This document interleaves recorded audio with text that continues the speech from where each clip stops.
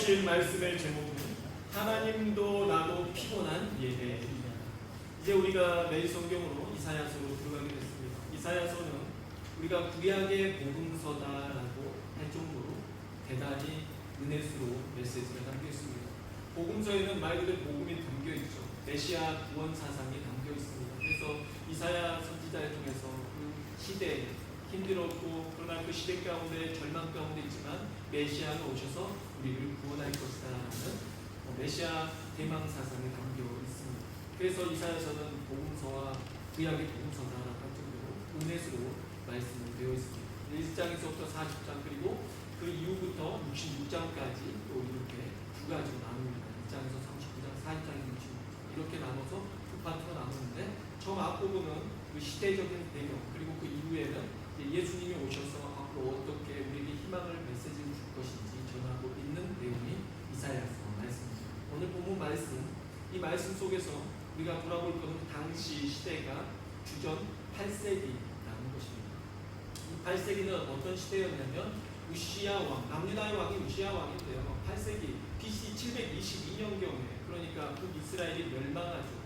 그때 아수르가 절대 강자, 그 근동 지역에서 절대 강자였습니다. 그러니까 아수르로 인해서 북이스라엘도 멸망하고 남유다도 공격받아서 처참하게 지금 살아가고 있는 상황입니다. 그런데 이 이사야라는 사람이 우시야, 요담, 아하스, 히스기야 이 네 왕 때까지 사역을 했다는 거죠. 네 왕을 모시기가 힘든데 그때 선지자로서 사역을 했습니다. 그런데 이 우시야 왕이 죽던 해에 하나님께서 이사야 선지자를 부르십니다. 그러니까 상당히 힘든 시기였어요. 자, 북이스라엘은 형제 나라입니다. 형제 나라가 망했습니다. 그리고 이제 남유다만 남았습니다. 남유다도 망해야 돼요. 원래는 망하는 게 맞습니다. 왜냐하면 아수르라는 나라가 엄청난 절대 강자였기 때문에 그냥 밀고 내려오면 북이스라엘 밀었기 때문에 남유다는 그냥 밀려야지 맞습니다. 그런데 남유다가 살아남습니다. 근데 살아남는 것도 그냥 좋게 남아있는 게 아니에요. 오늘 본문 말씀에 그 이전의 말씀 보면 1장 1절부터 9절까지 말씀 보면 이들이 다 찢어졌다, 상처가 심하다라고 말합니다. 그러니까 성읍이 다 무너졌고 전쟁을 통해서 고아, 과부 그리고 이 사람 다치고 저 사람 장애인도 늘어가고 죽은 사람들도 너무나 많고 뭐 건물은 부서지기도 하고 엄청 처참하고 힘든 상황이었다는 것입니다. 그럼 이 상황에서 무엇이 문제죠? 이 상황에서 여러분 이런 상황에는 우리가 어떻게 신앙생활을 할까요? 우리가 간절해지겠죠. 하나님 앞에 열심히 신앙생활을 하겠죠. 그런데 지적을 받고 있습니다. 책망을 받고 있습니다. 오늘 본문에 보니까 너희가 내 앞에 보이러 온다라고 말합니다. 너희가 내 앞에 보이러 온다. 왜냐하면 보십시오. 여러분 이번 우크라이나에서 전쟁이 나니까 누가 먼저 도망갈 줄 압니까? 돈 있는 사람들이 먼저 도망을 가요. 해외로 그냥 바로 가요. 가족들과 해외로 가서 그곳에서 지냅니다. 그리고 힘든 사람들만 남아서 전쟁을 치는 어디도 못 가요. 도망치려면 돈이 있어야 도망치죠. 그러니까 당시에 얼마나 웃기냐면 제사가 많아집니다. 북이스라엘 멸망하고 남유다도 아수르가 쳐들어오니까 이 사람들이 하나님 앞에 어떻게 돼요? 예배를 더 많이 드려요. 제사를 많이 드립니다. 기도도 더 많이 해요. 무엇이 문제죠? 무엇이 문제죠? 근데 이 제사가 문제예요. 하나님이 너희가 내 앞에 보이러 온다. 아주 가증스럽다. 이런 표현을 씁니다. 11절에서 너희의 무수한 재물이 내게 무엇이 유익하뇨? 나는 기뻐하지 아니하노라. 12절에서 너희가 내 앞에 보이러 오니 이것을 누가 요구하였느냐? 내 마당만 밟을 뿐이니라.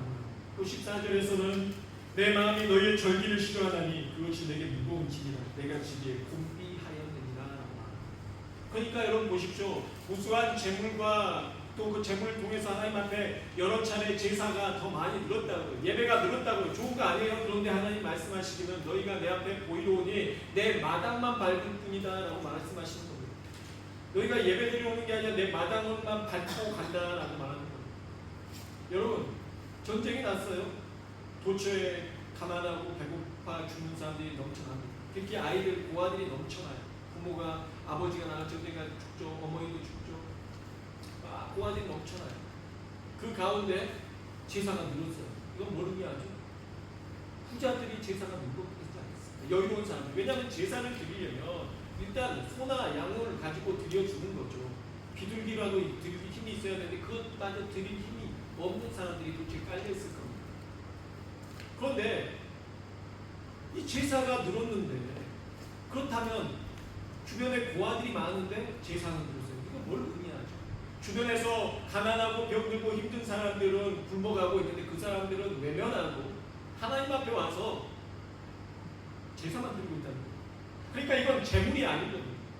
이 부자들이 드리는 제사가 많아지는데 이 부자들이 드리는 제사의 내용이 뭐냐면 하나님 내게 복 주십시오. 빨리 이거 전쟁 끝나고 뭐 한 대씩 달라고. 지금 사업이 힘듭니다고 또 경제적으로 이 사람들이 계속 구하는 거죠. 그런데 하나님이 말씀하신 뭐냐면 이 옆에 있는 이 고아들을 여러분 그러니까 제사를 원래 드리면요.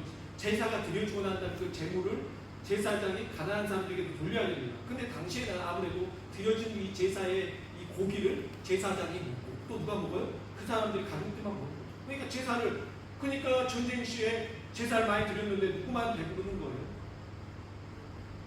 지도자들만 배부르는 거예요. 가난한 사람들은 외면하게 됩니다. 그러니 하나님 봤을 때 이건 재물이 아니라 뇌물입니다.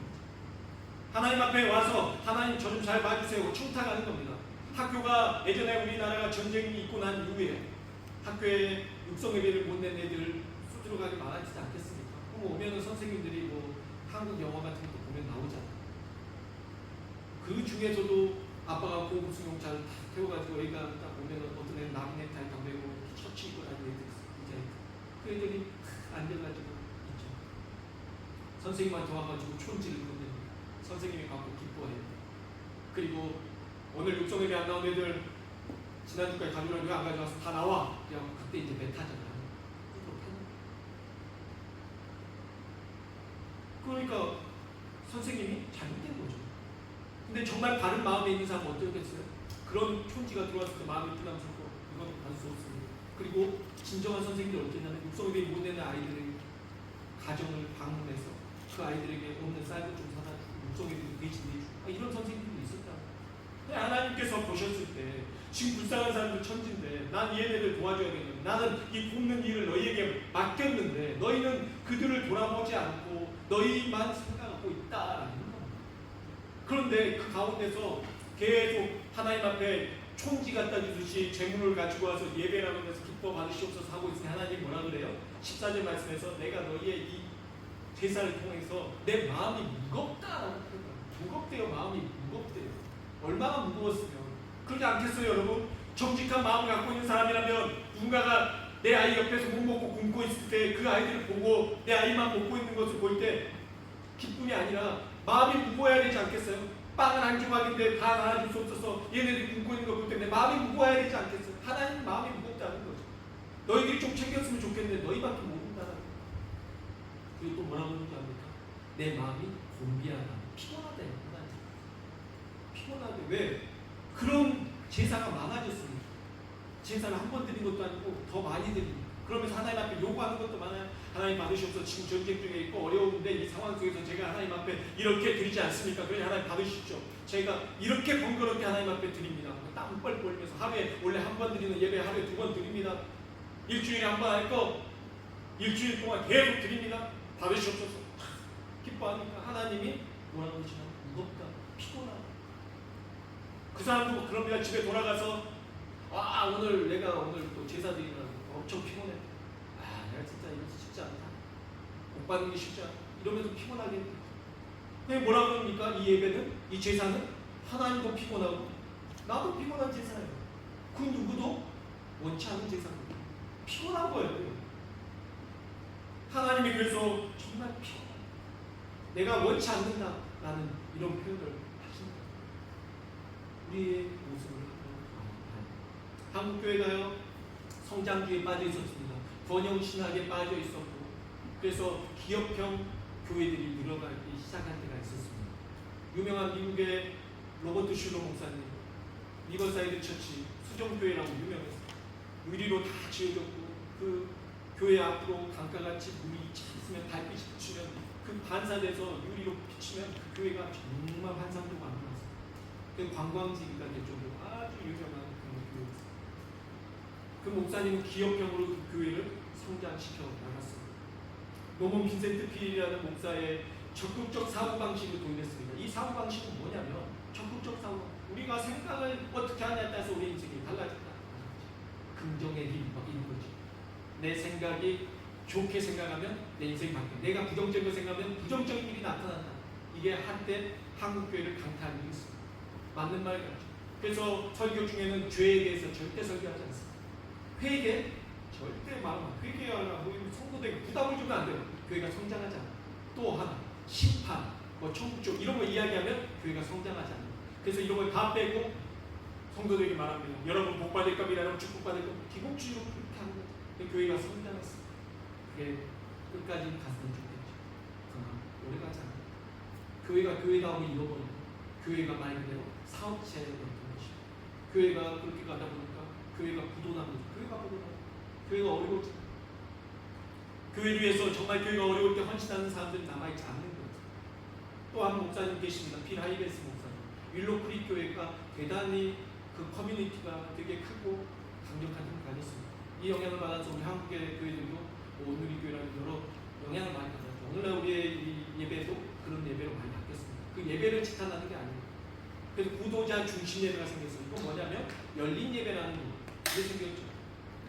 하나님 앞에 초점을 맞추는 게 아니라 하나님이 기뻐하시는 예배가 아니라 사람들이 좋아하는 것에 초점을 맞추는 거예요. 사람들이 피곤해. 여름 같은 때는 온도를 정확합니다. 온도를 어떻게 맞춰야 되고 성도들이 듣기 좋은 이 주파수 때 그래서 목사님들이 그때 이 마이크 볼륨이나 이런 거 전문적인 장비 수없이 듣는 거 이런 걸로 세팅 목소리 어떻게 하면 편안하게 들립니까? 어떻게 하면 신령하게 들립니까? 네. 기도하는 것보다 이 목소리에 따라서 이 마이크 볼륨에 따라서 성도들이 졸지않고 쾌적한 이런 것, 그리고 예배 때 청중들이 반할 수 있을 만큼의 조명, 그리고 교회 안에서 성가대 가운 같은 거 다 벗어 던져버리고, 그리고 우리 이렇게 풍금같이 큰 오르간 같은 것도 다 없애버리고 다 전자시나 그런 거 좋아요. 나쁘다고 그걸 지적하는 게 아니에요. 그런데 중요한 건 뭐냐면 하나님이 중심이 아니라 사람들이 좋아하는 예배를 어떻게 만들까? 그래서 어떻게 하면 사람들이 그럼 모를까? 여기에 초점을 맞추는 것입니다. 프로그램, 그리고 어떤 프로그램을 해야 되는지. 기업에서 마치 기업 대표들이 생각하는 그 사고방식으로 생각하고 교회가 바뀌는 것입니다. 그러다 나중에 2000년대 후반에 그 교회 내부 보고서에 따르면 이런 내용이 있습니다. 우리가 프로그램과 시스템으로 사람들을 교회에 모으는 데는 성공했지만 정작 그들을 예수의 참된 제자로 성장시키는 데는 실패했다라고 결론을 내고 다시 우리가 돌아가자. 그래서 제자 훈련과 이런 걸로 돌이켰다라는 것입니다. 제가 뭘 의미하는 것입니까? 사람에게 맞추는 하나님이 아니라 어떻게 하면 사람들을 기쁘게 하고 어떻게 하면 사람들이 자주 모이고 사람들을 우리 스트레스 안 받게 하고 그래서 회개도 없애버리고 다 없애버리고 부담 주지 않는 예배, 부담 주지 않는 교회, 언제든지 내가 편히 왔다 갈 수 있는 정말 부담스럽지 않은 이런 교회를 만드는 거예요. 여러분 그런 교회 원하십니까? 그러나 중요한 건 하나님 말씀하시기를 너희가 내 앞에 보이러 오는 그냥 마당만 밟고 여러분 하나님 기뻐하시는 예배 마당만 받지 않는 교회는요 여러분 좀 마음이 부담스러워야 돼요. 주일날마다 와서 설교를 듣고 나면 찔림이 있어야 돼요. 애통함이 있어야 돼요. 내 자신을 돌아보며 스스로 자각하는 시간이 있어야 돼요. 그런데 그게 없어서 그것입니다. 어떤 중견 기업의 간부이자 교회 중직자로 열심히 봉사하던 한 집사님의 고백입니다. 그는 주일이면 새벽부터 저녁까지 눈코 뜰 수 없이 바쁘게 움직였어요. 그래서 교회에서 차량, 봉사, 안내요, 구역장 모임까지 도맡아서 정말 온몸이 녹초가 되도록 교회를 위해 헌신했습니다. 그리고 교회 갔다가 집에 돌아오면 땀으로 젖어있는 그 처치를 보면서 되게 자부심을 느끼고 내가 오늘도 하얗게 불태웠다. 하나님 얼마나 기뻐하셨을까? 친구하겠습니다. 그런데 중요한 건요. 아내가 어느 날 식탁 앞에서 남편에게 이런 말을 합니다. 여보, 당신은 교회 일을 참 열심히 하지만 요즘 당신 얼굴을 보면 평안이 없어 보여. 애들도 그렇게 말합니다. 아빠가 집에 오면 화가 나 있거나 늘 지쳐서 날에게 날이 서 있다. 화를 낸다는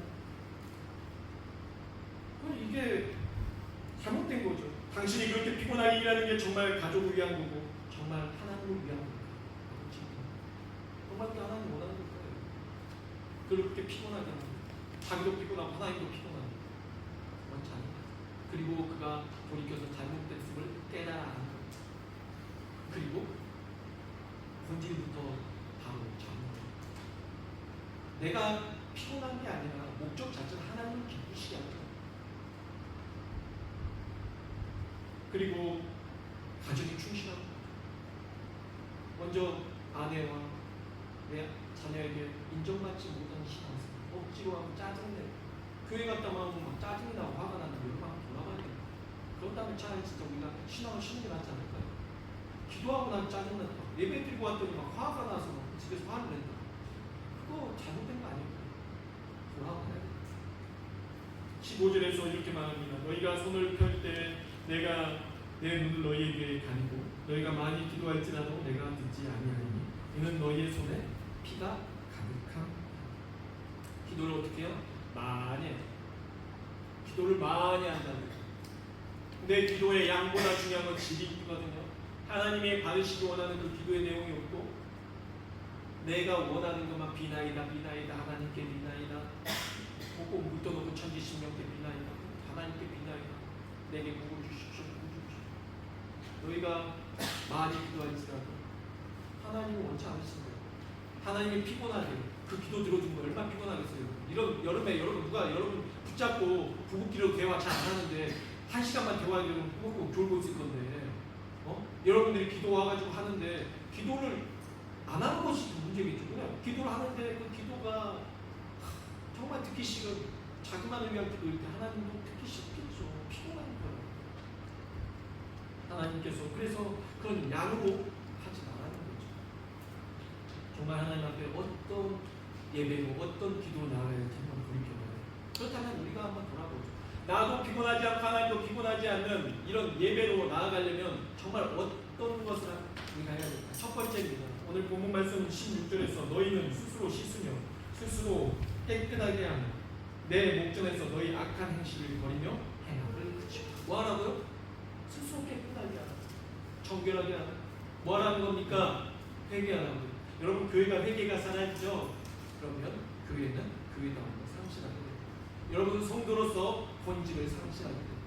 하나님께서 여러분 만날 때마다 여러분을 볼 때마다 마음이 무거우시고 여러분을 볼 때마다 피곤함을 느끼실 거예요. 왜요? 회개를 하지 않으니까요. 반성은 없고 자기 잘난 일만 하고 교만해서 하나님 앞에 형식적인 예배를 드리니 하나님이 상대할 때마다 되게 피곤한 성도가 되는 거예요. 너 정말 피곤한 애구나. 이렇게 돼버리는 거예요. 그래서 우리는 뭘 해야 되니까? 스스로 회개해야 돼요. 자각하고 하나님 나는 죄인으로서이다. 나를 불쌍히 여기소서. 자각하고 회개하고 나아가요. 그때 우리가 뭘 할 수가 있어요? 피곤하지 않는 사람, 피곤하지 않는 예배로 나아갈 수 있는 사람 될 수 있어요. 두 번째 17절 말씀입니다. 선행을 배우며 정의를 구하며 학대받는 자를 도와주며 고아를 위하여 신원하며 과부를 위하여 변호하나 하셨느니라. 뭐라고? 변호하나. 그들 위해서 변호하나. 어떤 것을? 선행을 여러분 배우라는 거예요. 그냥 먼저 첫 번째가 회개고요. 두 번째가 제가 아까 말했듯이 예배도 중요하지만 만약 여러분이 교회에 오고 있는데 누가 사고 나 있어요. 그럼 여러분 그 사람 다 도우세요. 그 사람 따라서 앰뷸런스 타고 가세요. 막 목사님 제가 오늘 오다가 앰뷸런스 만나고 그 얘기를 못해요. 여러분 하나님 더 기뻐하실 거예요. 저는 그렇다고 생각합니다. 그 사람 옆에 서서 그 사람을 돕는 어려운데 외면하고 쓰러진 사람이 이 여름에 더운데 누가 가다가 주저앉아 갑자기 빈혈기 있어서 쓰러져 앉았어. 예배 시간이 가까워. 도와야죠. 제가 예배를 경시하는 게 아니에요. 하나님이 원하시는 게 무엇인지 그 중심을 알아요. 고아가. 그리고 중요한 건요. 고아는 어디서 생기고 가부는 어디서 생깁니까? 가정에 있습니다. 고아와 가부는 가정에 있습니다. 가정이 무너지면 무너집니다. 서로를 긍휼히 여기고 불쌍하게 여기십시오. 안타깝습니다. 특히 이 외국에 살면서 분노할 때가 있어요. 한국 같으면은 다 있으니까 뭐 이혼을 하든 뭘 하든 간에 보여진 게 있을 거예요. 누가 잘못하고 해가지고 다 위자료도 받고 막 이렇게 할 건데 외국에 살다가 누가 잘못했고 남편이든 아내든 누가 잘못해서 했는데 잘못한 사람은 괜찮고 오히려 피해를 입은 사람이 한국으로 돌아가게 되고 남는 것도 없어요. 외국에서 사는 한인들은 정말 불쌍한 사람. 이게 과부되는 거예요. 만들어내는 거예요. 서로가 만들어내는 거예요. 불쌍하게 오십시오. 여러분의 아내가 외국에 와가지고 여기서 한국 돌아가잖아요. 아무 남은 게 없어요. 뭐 서류적으로 남아있는 것도 없어요. 한국에서 뭐 법적으로 할 것도 없어요. 정말 불쌍한 사람이에요. 애들 하나 보고 와서 살아가고 그 애들마저도 나중에 떠나고 그럼 난 남는 게 뭐가 있어요? 아내는 불쌍한 사람이에요. 또 남편들도 마찬가지예요. 해외에 나와 있는데 나중에 혼자 아무것도 없어요. 서로 불쌍하게 여기십시오. 애들 부모가 그러잖아요. 애들 고아 되는 거예요. 불쌍하게 되는 거예요. 긍휼히 여기십시오. 불쌍하게 여기십시오. 제가 보면 정말 특히 한인 디아스포라들이 더 불쌍하고 오히려 죄 지은 사람들 떳떳해. 아무렇지도 않아. 마음에 전혀 죄책감도 갖지 않아. 너무 안타깝습니다. 제발 사랑하는 성도 여러분, 그러니 서로 긍휼히 여기십시오. 불쌍하게 여기십시오. 서로 도와주십시오. 결론입니다. 마지막 18절에서 하나님께서는 심판의 몽둥이를 내려놓으시며 가슴 뭉클한 초청하십니다. 여호와께서 말씀하시되 오라 우리가 서로 변론하자. 너희의 죄가 주홍같을지라도 눈과 같이 휘어질 것이요 진홍같이 붉을지라도 양털 같이 희게 되리라. 여기에서 변론하자, 쉬운 성경에서 이야기하자라고 나올 때 아닙니다. 그것보다 더 강렬한 메시지입니다. 변론하자. 야카흐라는 이 원어입니다. 이 원어의 의미가 뭐냐면 시시비비를 따져보자. 누가 맞고 틀렸는지 한번 따져보자. 그러니까 잘못한 걸 잘못한 것을 다 따져보자는 거예요. 그냥 와서 대화하는 거예요. 잘못했으면 회개하고 잘못했으면 뉘우치고 돌이켜서 반성하고 그리고 회복하자라는 겁니다. 오라 우리가 서로 변론하자. 너희의 죄가 주홍 같을지라도 눈과 같이 여길 것이요 너희의 죄가 진홍같이 붉을지라도 양털과 같이 되리라. 휘어지고 양털같이 되는 건 나중 문제입니다. 먼저 뭘 해야 돼요? 하나님과 변론해야 돼요. 우리가 뭘 해야 돼요? 내 잘못된 것을 뉘우치고 반성하고 돌이켜 봐야 돼요. 스스로 자각하고 돌이켜 돌아봐야 됩니다. 하나님이 피곤한 예배인지 아니면 나도 피곤한 예배인지 돌아봐야 됩니다. 이 피곤함은 어디서 오는 건지 내가 정말 바로 신앙생활을 하고 돌아봐야 되는 것입니다. 10절 말씀 여호와의 말씀을 들을지 하나님의 법에 귀를 기울일지 뭘 해야 돼요? 회복하려면 첫 번째 하나님의 말씀을 여러분 들어야 돼요. 그리고 그 여러분의 마음을 회복시킨 그 길을 찾아야 돼요. 그걸 통해서 하나님의 말씀을 먼저 듣고 그 말씀이 여러분에게 조명이 되어서 잘못한 것을 비춰주십시오. 그러면 회개하십시오. 회개하십시오. 저는 설교 중에 이런 메시지를 전한 적은 별로 없습니다. 그러나 오늘날에 더 그렇지 않겠습니까? 여름철 되면 더워지면 더 성적인 범죄도 더 늘어나고 부부간에도 더 이런 모르게 속이는 것도 많아지고 근데 저는 그런 것들을 말하지 않습니다. 그러나 여러분이 찔림이 있다면 그 찔림은 나쁜 게 아니에요. 찔림이 있다면 그거를 감추는 게 중요한 게 아닙니다. 목사님이 지적하네 어디서 들었다 이런 착각도 하지 말고 저는 그런 아무것도 모릅니다. 중요한 건 내게 그런 찔림이 있다 그러면 회개해야 돼요. 그게 변론하죠. 너희의 죄가 주홍 같을지라도 너희의 죄가 진홍 같이 붉을지라도 눈과 같이 양털과 같이 희게 해주겠다고 하시잖아요. 근데 뭘 먼저 해야 돼요? 변론해야 돼요. 먼저 회개를 해야지. 하나님 앞에 돌이켜야 돼요. 깨달아야지. 그래서 하나님이 정말 피곤하지 않게 나아가야죠. 하나님이 피곤하지 않게 해드리고 싶으니까 하나님 말씀을 들으십시오. 그리고 그 말씀에 따라서 자복하고 회개하십시오. 그리고 정말 하나님 원하시는 무엇인지 주변을 살펴보십시오. 가난하고 불쌍한 사람들만 또 돌아보는 것도 아니에요. 가족은 또 외면하고 가난하고 불쌍한 사람만 찾아다니는 잘못된 겁니다. 제가 그래 지난번에 케냐 선교사님한테 그랬어요. 아내분 너무 힘들어요. 케냐 사람들만 도와준다 보면 그 아내는 점점 이혼하냐고 힘들어서 지치시. 그 여기서 좀 돌아보십시오. 케냐 선교사님 하신 말씀. 이제야 깨달았습니다. 이제는 제 아내도 돌아오고 가족도 돌보고 여러분 그렇습니다. 다 해야죠. 중요하죠. 그러나 옆에 있는 사람은 불쌍히 여기고 옆에 사람은 좀 잘 챙기는 게 정말 중요해요. 그렇게 우리의 마음이 정말 하나님이 기뻐하시고 피곤하지 않는 마음이 됐으면 좋겠습니다. 하나님이 무겁지 않은 하나님의 마음을 무겁게 하지 마시고 하나님의 마음을 시원하게 해드립니다. 여러분 가운데 정말 이 냉수한 사발같은 하나님의 마음을 알아주는 그런 사람이 되시고 하나님의 마음을 알아주고 하나님의 마음을 피곤하지 않고 시원하게 그런 성도들이 되시고 주 예수 그리스도의 이름으로 축복합니다. 기도하겠습니다.